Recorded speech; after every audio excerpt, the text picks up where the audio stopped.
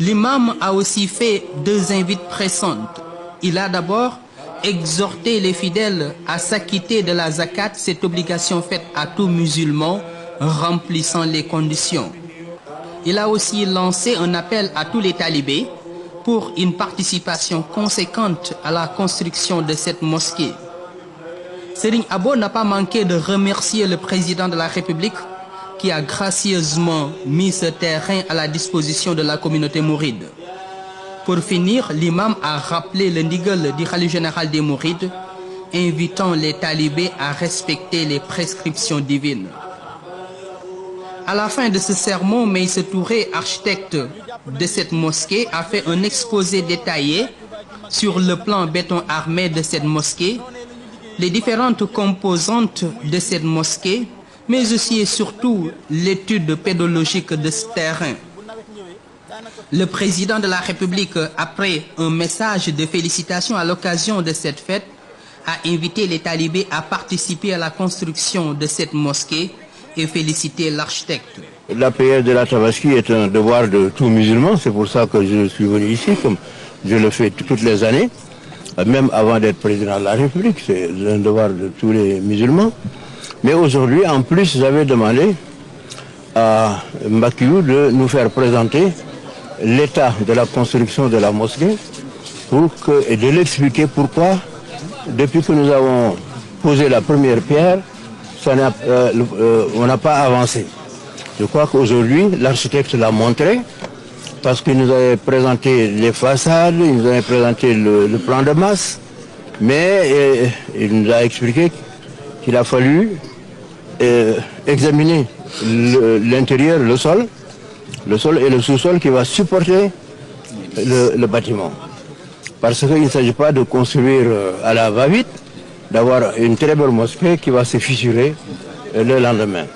Alors c'est pourquoi il nous a montré tout le travail qui a été fait. Ce sont des plans d'exécution dans le détail. Il nous a expliqué qu'en maints endroits, ils sont allés jusqu'à 30 mètres dans le sol pour savoir quelle est la composition du sol en termes de sable, en termes de cailloux, en termes d'argile, etc. Parce que tout cela, il faut le savoir de façon à pouvoir doser les bétons et faire des fondations solides. C'est pourquoi je suis très content.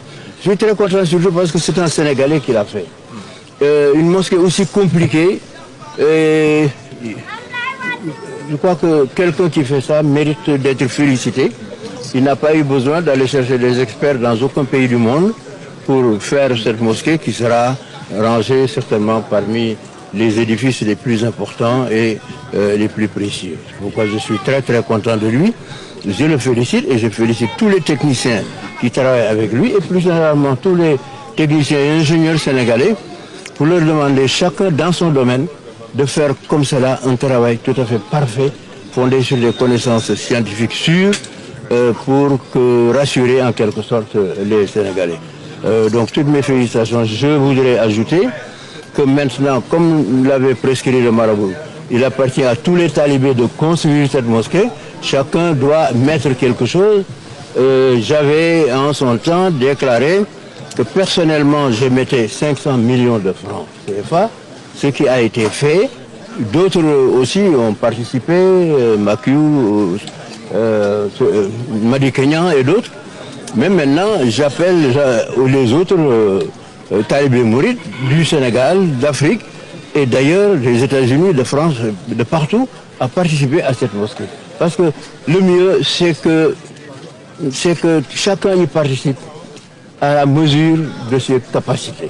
Comme ça, ça devient une réalisation de l'ensemble des talibés.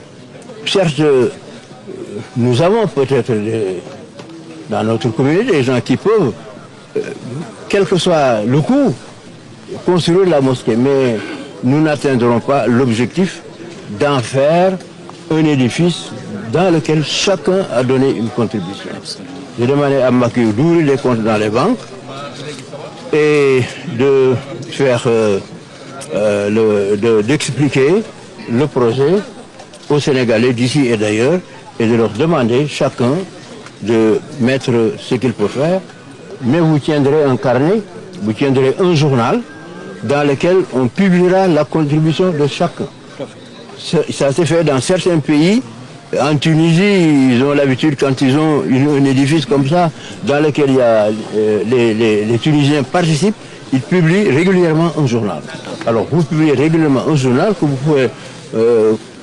vous pouvez mettre la mosquée Mouride, hein, et puis chaque fois que quelqu'un verse quelque chose, toutes les semaines ou tous les mois, vous publiez cette liste pour que chacun s'y retrouve.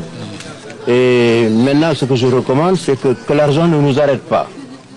C'est-à-dire que nous allons commencer assez rapidement la construction. Au fur et à mesure que nous aurons les ressources, nous continuerons.